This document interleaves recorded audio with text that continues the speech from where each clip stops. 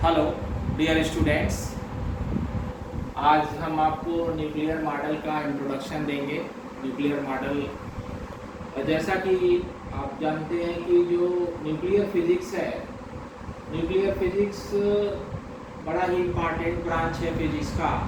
बहुत सी latest research field है। इसके द्वारा हम बहुत से पुराने कॉन्सेप्ट्स को जो हम मानते थे उसको साइंटिफिक व्यू दिया गया। और अगर देखा जाए तो इसकी जो शुरुआत हुई वो सबसे पहले 1896 में हुई, जब डिस्कवरी हुआ नेचुरल रेडियो एक्टिविटी की बेकरल साहब के द्वारा। ठीक उसी समय, उसके कुछ समय बाद मैडम क्यूरी और उनके हस्बैंड पेरी क्यूरी ने डिस्कवर किया radio active property several other elements में खोजा। सबसे पहले तो बेकरल ने 1896 में खोजा था। तमाम से एलिमेंट्स के में ये रेडियो एक्टिव प्रॉपर्टी को मैडम क्यूरी और उनके हस्बैंड ने खोजा। उसके बाद रदरफोर्ड और उनके जो को वर्कर्स थे, साथ के लोग, उन्होंने ये बताया कि जो रेडियो एक्टिव सब्सटेंस हैं वो 3 प्रकार की रेज इमिट करते हैं। उनको नाम दिया उन्होंने alpha, beta, gamma rays. Alpha जो है ये कहा गया कि अल्फा पार्टिकल जो है इसका मास हीलियम के बराबर है और चार्ज जो है इलेक्ट्रॉन का ट्वाइस टाइम्स है, पॉजिटिव चार्ज है। बीटा पार्टिकल के बारे में भी बताया गया, ये चार्ज है इलेक्ट्रॉन के बराबर है। और गामा पार्टिकल पर, गामा जो रेज है इसको कोई चार्ज नहीं होता है।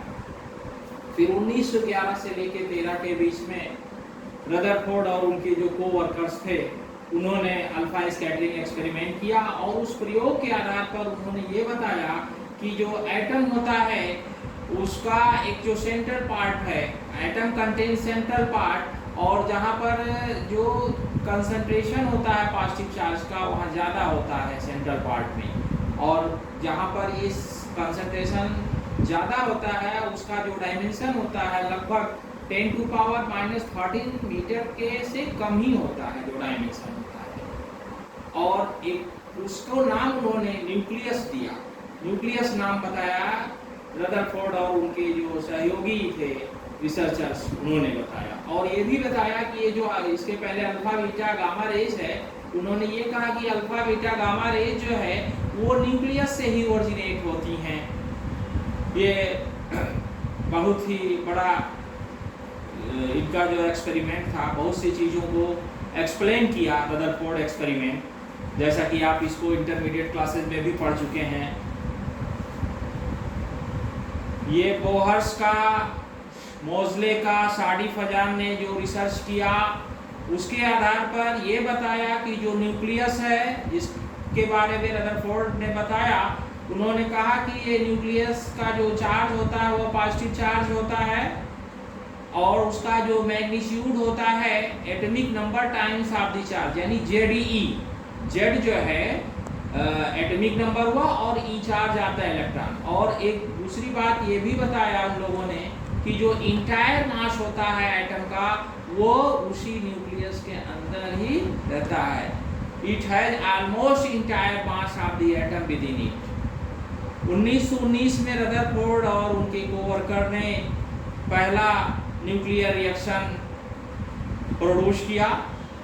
वो उन्होंने नाइट्रोजन न्यूक्लियस को हिट किया अल्फा पार्टिकल से और उसको कन्वर्ट किया ऑक्सीजन में।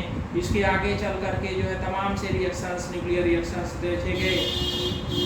और 1932 में न्यूट्रॉन की जो डिस्कवरी हुई चैडविक के द्वारा 1932 में, और ठीक उसी समय 1932 में ही हाइजेनबर्ग ने प्रपोज किया neutron proton structure of the nucleus. Nucleus का स्ट्रक्चर न्यूट्रॉन प्रोटॉन उन्होंने बताया।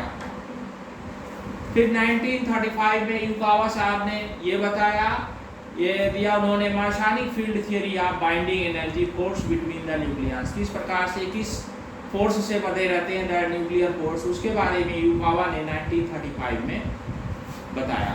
1935 में ही वायसेकर साहब ने एक एक्सप्रेशन दिया binding energy liquid drop model के आधार पर, एलडीएम लिक्विड ड्रॉप मॉडल के आधार पर उन्होंने वायसेकर साहब ने एक एक्सप्रेशन दिया था बाइंडिंग एनर्जी का। फिर 1939 में ऑटो हार्न ने न्यूक्लियर फ्यूजन खोजा उसकी डिस्कवरी हो गई 1939 में। अब इस तो हो गई खोज। अब आइए इस न्यूक्लियस के बारे में बात करें, इसकी स्टेबिलिटी के बारे में। तो स्टेबिलिटी के बारे में भी जो तमाम से लोगों ने अपना रिसर्च किया, देखा, जो उसी में ही ये मैजिक नंबर भी आया। मैजिक नंबर हम आगे बताएंगे। ये बताया गया था कि जिनका मैजिक नंबर ये होता वो स्टेबल न्यूक्लियाई होती हैं। फिर 1950 में सेल मॉडल आया न्यूक्लियाई का, जिसको Mayer, Haxel, Johnson and Suess ने दिया, shell model of the nuclei. फिर 1953 में कलेक्टिव मॉडल आया, जिसको बोहर और मोटेल्सन ने दिया, और उन्होंने एक्सप्लेन किया quarter pole moment and magic number. अब यहाँ पर भी क्वार्टर पोल मोमेंट और मैजिक नंबर आया, इसको हम अगले वीडियो में आपसे शेयर करेंगे। इसके लिए अलग से बताएंगे जब हम प्रॉपर्टीज ऑफ द न्यूक्लियस के बारे में बात करेंगे। फिर 1962 में क्वार्क मॉडल आया, क्वार्क मॉडल ऑफ न्यूक्लियन आया, जिसको गेलमैन साहब ने प्रपोज किया। क्वार्क मॉडल जैसा कि आप जानते हैं, हम बता चुके हैं इसको, जब एलिमेंट्री पार्टिकल के बारे में बात किया था तो वहाँ हमने आपको क्वार्क मॉडल बताया था। उसमें कहा गया था कि जो एलिमेंट्री पार्टिकल होते हैं कुछ तो फंडामेंटल होते हैं, कुछ कॉम्प्लेक्स होते हैं। फिर जो कॉम्प्लेक्स होते हैं तो कॉम्प्लेक्स किससे मिलके बने होते हैं, तो उसमें सजेस्ट किया गया था क्वार्क 6 क्वार्क से मिलके बने होते हैं। तो ये बातें मैं कर चुका हूँ, मेरे लास्ट वीडियो में देखिएगा आप क्वार्क मॉडल के बारे में। 1980 में जो है वीक न्यूक्लियर फोर्स को एक्सप्लेन किया गया अब्दुल सलाम और उनके सहयोगियों के द्वारा। तो इस प्रकार से अगर हम देखें कि लास्ट जो 40 ईयर्स हैं, तमाम से काम इस दिशा में न्यूक्लियस के बारे में हुए, लेकिन ये संभव नहीं कि हम सबको लिस्ट करके एक छोटे से इतने बड़े बोर्ड पर सारी बातों को समझा सकें। तो ये लॉट ऑफ वर्क अभी इसमें करना है, और ये बहुत ही इम्पॉर्टेंट ब्रांच है फिजिक्स का, जिसके द्वारा हम मिस्ट्री जो है, जो रहस्य है न्यूक्लियस का, उसको समझने की कोशिश कर रहे हैं और कुछ समझ चुके हैं। तो ये अभी अपने आप में एक बहुत ही रिसेंट ब्रांच है फिजिक्स का, जिसका अध्ययन हम यहाँ पर कर रहे हैं। Okay, that's all, thank you.